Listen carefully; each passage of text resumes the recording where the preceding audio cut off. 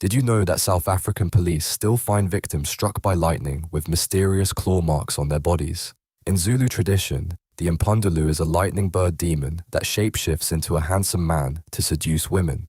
Once it gains their trust, it reveals its true form as a massive bird crackling with electrical energy, striking its victims down with deadly lightning.